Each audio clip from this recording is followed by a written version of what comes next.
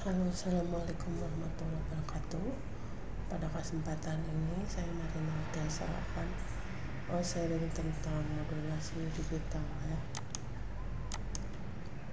Nah, konsep dasar sistem digital, apa itu sistem digital? Ya, kemarin kita sudah belajar tentang sistem analog. Sistem digital adalah sistem yang menggunakan sinyal diskrit yaitu terpisah-pisah untuk merepresentasikan informasi. Dalam komunikasi digital, data ditransmisikan dalam bentuk biner yaitu 0 dan 1. Sistem ini memiliki beberapa keunggulan dibandingkan sistem analog. Kemarin kita sudah berbicara tentang analog, yaitu analog itu rentan terhadap noise dan membutuhkan bandwidth yang besar ya. Nah, di sini keunggulannya keandalan tahan terhadap noise karena sinyal digital lebih mudah diperbaiki jika terjadi gangguan. Terus efisiensi, data dapat dikompresi dan diolah dengan lebih efisien. Terus kemudahan pengolahan, data dapat dimanipulasi menggunakan algoritma matematika dan perangkat lunak. Terus komponen utama sistem komunikasi digital ya. Nah, komponen utamanya yaitu transmitter atau pengirim, yaitu mengubah data menjadi sinyal digital untuk transmisi. Contohnya modulator, encoder. Nah, ini pengirim ya. Channel atau saluran yaitu media transmisi seperti kabel atau udara. Nah, ini saluran ini bisa berupa kabel tembaga, serat optik atau gelombang radio ya. Jadi dia bisa berubah kabel atau nirkabel ya, atau bukan kabel gitu ya, yang merambat di udara. Receiver atau penerima menerima sinyal digital dan mengembalikan ke bentuk aslinya ya. Misalnya contoh demodulator, encoder ya. Nah, rumus dasar bit rate atau laju bit, jumlah bit yang ditransmisikan per detik. Bit rate sama dengan waktu transmisi jumlah bit. Baud rate atau laju simbol, jumlah simbol yang ditransmisikan per detik. Baud rate, waktu transmisi jumlah simbol. Contoh soal, sebuah sistem komunikasi mentransmisikan 10.000 bit dalam waktu 5 detik. Berapa laju bitnya? Jawaban bit rate sama dengan waktu transmisi kali jumlah detik ya. Jadi 510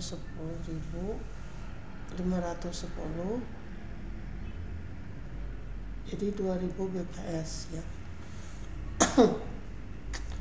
Laju bitnya adalah 2000 bps ya. Bitrate sama dengan waktu transmisi ya kali jumlah bit.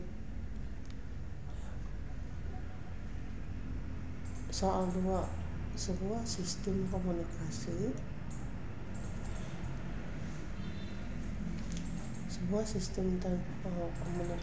memiliki baud rate ya sebesar 1000 baud dan setiap simbol mewakili 4 bit.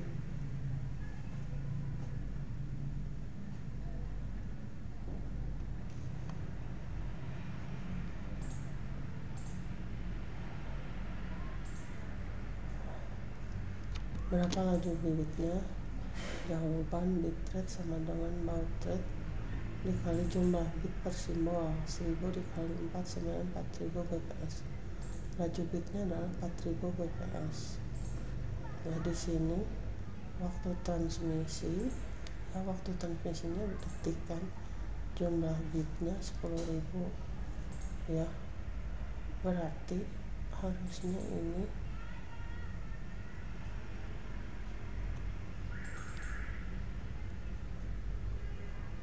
waktu transmisinya 10.000 dibagi ini teh waktu transmisinya dikali jumlah bit 5 detik dikali waktu transmisinya, bitrate dibagi ini nih 10.000 dibagi 5 ya, jadi 2000 gitu ya. Nih.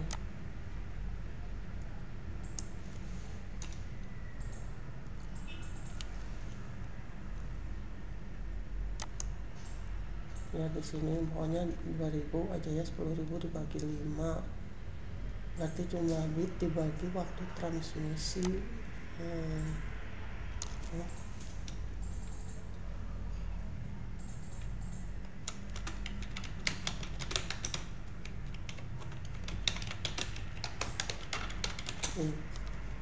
Ya 10.000 dibagi 5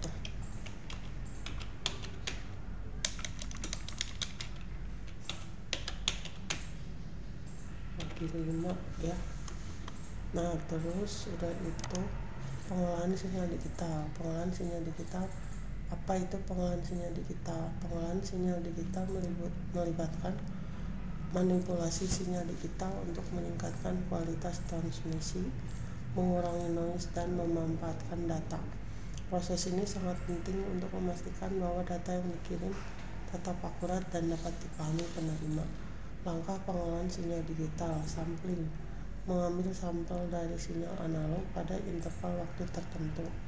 Teorema sampling Nyquist, frekuensi sampling harus minimal 2 kali frekuensi tertinggi sinyal analog. Fs lebih besar dari 2 FM ya. Frekuensi sampling harus minimal 2 kali frekuensi tertinggi sinyal analog. Fs itu frekuensi sampling, Fm frekuensi maksimum sinyal analog. Penjelasan: jika frekuensi sampling terlalu rendah maka akan terjadi fenomena aliasing, yaitu distorsi sinyal membuat data tidak dapat direkonstruksi dengan benar. Kuantisasi, mengubah nilai kontinu hasil sampling menjadi nilai diskrit. Jumlah level kuantisasi L bergantung pada jumlah bit. N sama dengan L sama dengan 2N. Contoh, jika digunakan 8 bit maka level kuantisasi adalah 2 pangkat 8 ya. Jadi 256, 2 pangkat 8 ya. Kemudian penjelasan kuantisasi adalah proses menetapkan nilai-nilai diskrit untuk setiap sampel.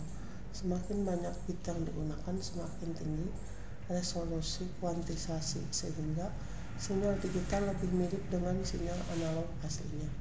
Pengkodean, mengkonversi nilai diskrit menjadi representasi biner. Setiap nilai diskrit dikonversi menjadi bilangan biner yang sesuai. Contoh, jika ada 4 level kuantisasi, maka setiap level dapat dipresentasikan menjadi 2 bit, yaitu 00, 01, 10, 11 ya. Nah ini kalau 4 level ya. Contoh soal 1, sebuah sinyal analog memiliki frekuensi maksimum 4 kHz. Berapa frekuensi sampling minimum diperlukan ya?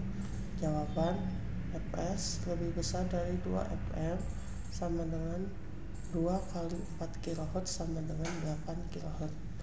Frekuensi sampling minimum adalah 8 kHz ya. Jadi ini frekuensi maksimumnya, frekuensi sampling itunya berarti 8 karena harus 2 kali dari 2 kali frekuensi minimum ya. Soal 2, jika digunakan 10 bit untuk kuantisasi, berapa jumlah level kuantisasi? Jawaban: L sama dengan 2 pangkat N sama dengan 2 pangkat 10 ya. Ini pangkat ya. Ini 2 pangkat 10 sama dengan 2 pangkat 10 itu 1024. Jadi jumlah level kuantisasinya adalah 1024. Soal 3, sebuah sinyal analog memiliki frekuensi maksimum 10 kHz. Jika frekuensi sampling ada 30 Hz, apakah sinyal tersebut dapat direkonstruksi tanpa aliasing? Jawaban: menurut teorema Nyquist, Fs lebih besar dari 2 FM. Jadi 30 kHz lebih besar dari 2 kali 10 kHz ya, sama dengan 20 kHz. Ya ini frekuensi maksimum harus 2 kali dari frekuensi samplingnya. Karena 30 kHz lebih besar dari 20 kHz, maka sinyal tersebut dapat rekonstruksi tanpa aliasing. Nah ini modulasi digital dan demodulasi ya. Kita pindahin ke sini ya. Apa itu modulasi digital? Modulasi digital proses mengubah sinyal digital menjadi bentuk yang sesuai untuk transmisi melalui saluran komunikasi. Tujuannya untuk mentransmisikan data dengan efisien dan akurat. Modulasi digital memungkinkan sinyal digital dikirim melalui media fisik seperti kabel atau udara, ya. Jadi ini modulasi digital. Jenis modulasi digital: ASK, amplitude shifting. Amplitude pembawa carrier berubah sesuai dengan data biner. Rumus T ST sama dengan AC M dalam kurung T cos dalam kurung 2 pi F CT. AC itu amplitude pembawa, ya. MT itu data biner 0 atau 1. FC itu frekuensi pembawa. Kalau pi kalian tahu sendiri, ya, 3,14 atau 22/7, ya. Kemudian setelah itu penjelasan pada ASK. Amplitude sinyal pembawa berubah sesuai dengan data biner. Misalnya 1 dapat direpresentasikan dan amplitude tinggi, sedangkan 0 direpresentasikan dengan amplitude rendah. FSK frekuensi shifting.